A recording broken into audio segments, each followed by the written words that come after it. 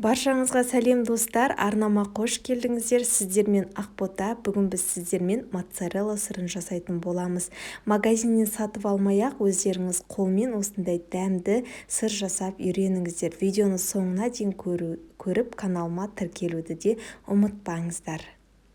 Бізге сыр жасауға қажетті заттар бірінші кезекте осындай весы қажет болады, және де осындай кулинарлық термометр барлық кулинарлық магазиндерде сатылады. Бағасы 1500-2000 теңгенің көлемінде. Осы міндетті түрде қажет, алып алыңыздар. Және де осындай лимонная кислота қажет болады.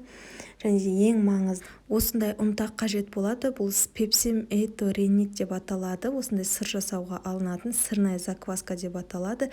Қай жерден алуға болатын барлығын описанияға қалдырып кететін боламын. Осындай және қолғаптар қажет, қалың қолғап және резиновый қолғаптар қажет. Бірінші кезекте осындай лимонная кислотамызды алып өлшеп аламыз. 5 литр сүтке маған 7 грамм лимонная кислота қажет болады. Осыған енді 3-4 ас қасық жылы суды құйып, ерігенше лимонная кислотамыз жақсылап араластырып аламыз. Яғни 1 литр сүтке 1,5 грамм лимонная кислота қажет болады. Осылай жақсылап араластырып дайындап қоямыз. Енді ыдысымызға сүтімізді құйып аламыз. Менде 5 литр сүт, бұл сүт сиырдың сүті және де қолдың сүті болғаны абзал. Жаңа сауылған сүт болмайды. Сауылғаннан кейін кемінде 10 сағат тоңазытқышта тұру керек. Сол кезде қышқыл бөлініп, моцареллаға қажетті қалыпқа келеді. Магазиннен алынған пакеттегі сүттерден сыр жасауға болмайды, себебі олардың құрамында түрлі қоспалар болады және қаймағы алынған майлылығы аз сүттер. Сүттің енді температурасын өлшейтін боламыз. Температурасы дәл қазір сүттің температурасы 10-14 градусқа дейін болуы керек. Бұл сүт тоңашықтан жаңа шыққандықтан өте салқын болып тұр. 10 градусқа дейін көтерілгенін күтеміз, немесе мен сияқты сәл жылытып аламыз астын жағып. Сүттің градусы 10-11 градусқа көтерілген кезде астын өшіруді ұмытпаңыздар. Және де өзінің 13 градусқа дейін көтерілген күтесіздерді. Осылай бірден сұйықтығымызды құямыз, лимон қышқылы бар. Және де осындай шолпы қасықпен араластыру қажет болады. Осындай темір болсын, пластмасс болсын, бізде кепсер деп атайды. Міндетті түрде осымен осылай жақсылап араластырып аласыздар. Ендігі кезекте бізде пепсим-эйто ұнтағын дайындайтын боламыз. Менде осындай турецкий түрі, бұл 25 литрға арналған екен. Негізі алатын болсаңыздар 100 литрлыққа, көбінесе 100 литр сүтке деп беріледі. Ол кезде онда пышақтың ұшымен ғана қосасыздар. Менде енді 25 литр сүтке дегендіктен мен оны осылай алдым да, осыны теңдей 5 бөлікке бөлдім. 5 бөлікке бөліп, бір бөлігін 5 литр сүтке қостым. Теңдей бөліктерге осылай көз мөлшермен бөліп аласыздар да, бөліп алып, жақсылап осыны шыны ыдысымызға салып аламыз да, бір бөлігін. Бір ас қасық суға араластырып дайындап аламыз. Негізінде осындай ұнтақтардың 1 грамм ұнтағымыз бізге 100 литр сүтке деп сыртында жазылып тұратын болса, онда сіздер пышақтың ұшымен ғана қосатын боласыздар. Енді сүтімізді жаңада қайтадан астын жағып, баяу отқа қоясыздар. 32-33 градусқа дейін көтерілгенін күтеміз. Және де астын өшіруді ұмытпаңыздар. Бұл температуралар өте маңызды. Осындай сұйықтық құятын кездегі температура өте маңызды. 33 градус болған кезде осы пепсим-эйто сұйықтығын құямызды дайындап қойған. Осылай араластырып аламыз. Көп араластыруға болмайды. Бетін жауып 20-30 минут жылы жерге қалдырамыз.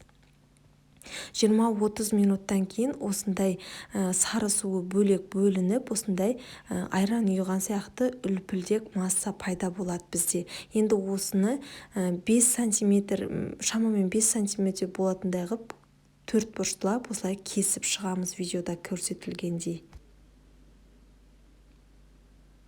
Және де тағы да перпендикулярно өзіне қарамаға арсығып, тағы да осылай видеода көрсетілгендей кесіп шығуларымыз қажет. Бұл біздің кубиктарымыздың көлемі біздің моцарелла сырының қатты болуы және жұмсақ болуы осы бөлінген бөлшектерге де байланысты болады.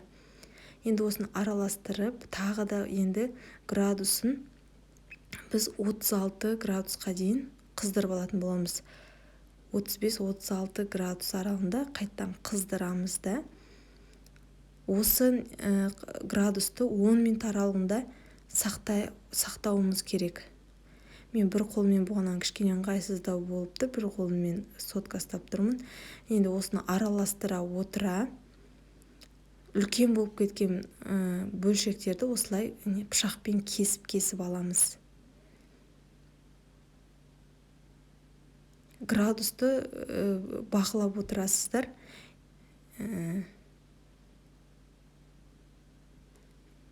Газда тұрады, сондай градусқа жеткен кезде бірден газдан өшіріп тұруды ұмытпаңыздар, қатты қызып кетуге болмайды. Сол үшін осындай міндетті түрде осындай термометр қолданыңыздар. Бұл градустар өте маңызды. Енді осындай ақ массаларымызды осындай душлактың астына ыдыс қойып, сүзіп алатын боламыз. 1,5-2 сағат аралығында суы өзі сорғып, осы ыдыста тұратын болады. Және де әр жарты сағат сайын ары бері ғып ауыстырып тұруды ұмытпаңыздар. Міне мен арғы бетіне қалай осылай ауыстырып қойдым. Немесе қолдарыңызбен, асығыс болсаңыздар, қолдарыңызбен қатты сығып, марлыға салып, сығып алып қолдансаңыздар да болады. Енді жаңағы қайтадан сары су немесе таза суды осылай 75 градусқа дейін қыздырып аламыз.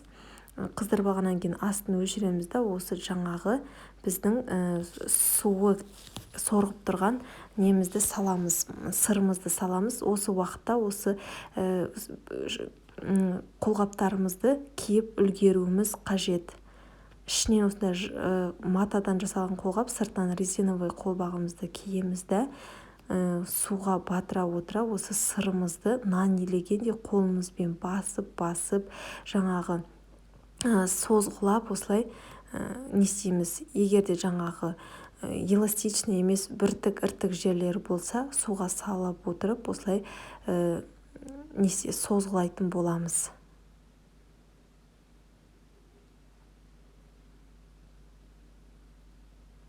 Сіздер жаңағы, егер де сіздердің моцареллаларыңыз бұлай созылмай қалатын болса, ол сіздер жаңағы температураларын дұрыс сақтамасаңыздар, қатты қыздырып жіберіп, одан кейін барып суытып сол градусқа әкелуге болмайды. Сондықтан сырды жасаған кезде өте мұқият болыңыздар.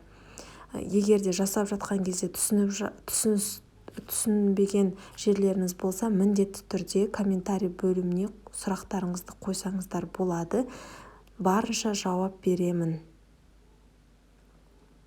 Міне осылай сырымызды суға сала отыра, осылай міне осындай эластичная масса болғанша жақсылап созғылап дайындап аламыз. Енді осы массамызды аламыз да, домалақтап, өзімізге қажетті мөлшерде осылай домалақтап қолымызбен осылай кесіп алатын боламыз. Және де мұздай тұзды суға саламыз. 2 литр суға мен 3 ас қасық тұзды салып, жақсылап езіп алдым. Барлық осы тұзды суда тоңазытқышта 2-3 сағат моцарелла сырларымыз тұратын болады, тұзы сіңгенше.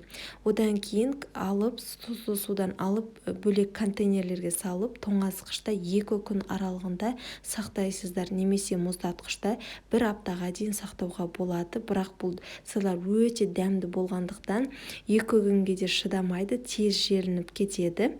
Енді осы 5 литр сүттен қанша шыққан өлшейтін боламыз. 5 литр сүттен бізде 521 грамм, яғни жарты кило моцарелла сыры шықты.